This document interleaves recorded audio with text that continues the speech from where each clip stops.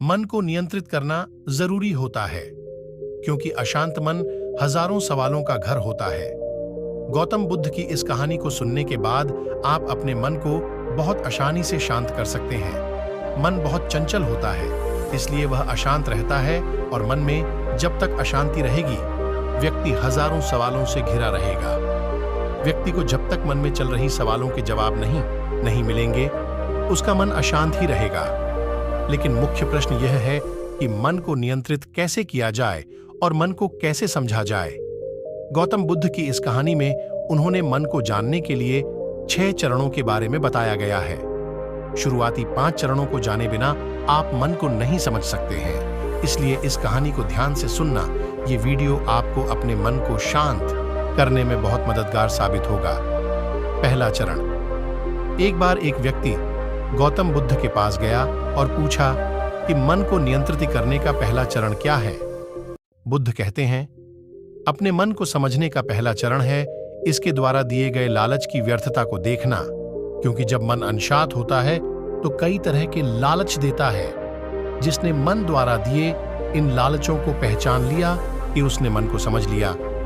फिर व्यक्ति बुद्ध से पूछता है, लेकिन हमें यह कैसे पता चलेगा हमारा मन हमें लालच दे रहा है और वह लालच व्यर्थ है?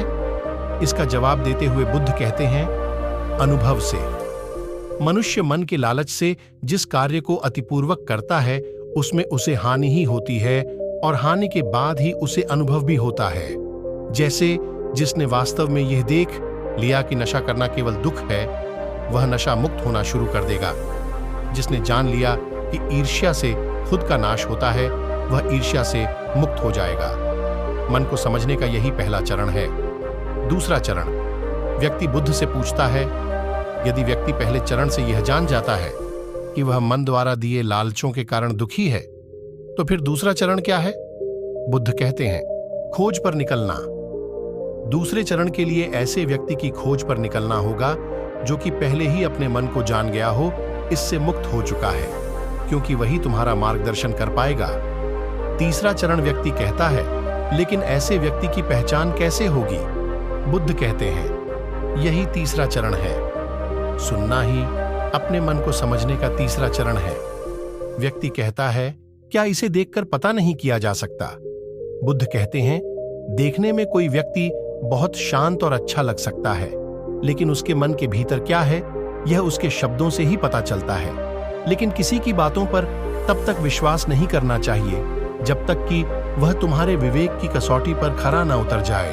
आगे के 3 चरणों को जानने से पहले यदि अभी तक आपने हमारे चैनल ज्ञान संसार को सब्सक्राइब नहीं किए होंगे तो सब्सक्राइब बटन पर क्लिक करके बेल आइकॉन को दबा देना, ताकि हमारे सभी वीडियो के नोटिफिकेशन सबसे पहले आपके पास पहुंचे। चौथा चरण। बुद्ध कहते हैं, कर्म ही मन को समझने का चौथा चरण है। खुद को जानने के लिए सही दिशा में कर्म करना जरूरी है, लेकिन कर्म करते हुए व्यक्ति हर बार 2 गलतियां करता है। पहली गलती है यह कि शुरुआत ही नहीं करना, और दूसरी गलती पूरा रास्ता तय नहीं करना। इन दोनों गलतियों के पीछे हमारे मन की ही चाल होती है। व्यक्ति अपने कर्म को पूरा इसलिए नहीं कर पाता क्योंकि वह सोचता है कि मैं कल से शुरुआत करूंगा तो कोई यह सोचता है कि मैं असफल हो जाऊंगा। इन गलतियों का मुख्य कारण है जागरूकता की कमी। इसके बिना मन व्यक्ति को उसके सही दिशा में चलने नहीं देता। 5वां नियम।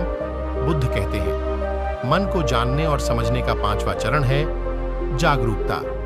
इसीलिए हर कार्य को जागरूकता के साथ करो। बिना जागरूकता के साथ किया गया कार्य या फिर जिया गया क्षण मृत्यु के समान है। व्यक्ति बुद्ध से पूछता है, अपने जागरूकता के स्तर को कैसे बढ़ाया जा सकता है?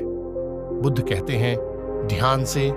ध्यान ही मन को जानने, समझने और नियंत्रित करने का अंतिम चरण है। यानी ध्यान ही वह नाव है जिस पर बैठकर मन रूपी नदी को पार किया जा सकता है। तो दोस्तों, जिस व्यक्ति ने इन शुरुआती के 5 चरणों से ध्यान को जान लिया, उसने अपने मन को जान लिया। मन को जानना ही इसका छठा चरण है। जो अपने मन को जान लेता है वो अपने मन को बहुत आसानी से अपने वश में कर लेता है। तो दोस्तों, अपने आप को समझना ही व्यक्ति के जीवन के पहला और अंतिम लक्ष्य होना चाहिए। यदि अभी आपने हमारे चैनल को सब्सक्राइब नहीं किए होंगे तो वीडियो को लाइक और चैनल को सब्सक्राइब कर देना, ताकि हमारे सभी वीडियो के नोटिफिकेशन सबसे पहले आपके पास पहुंचे। और मिलते हैं कुछ ऐसे ही वीडियो के साथ। तब तक के लिए जय हिंद।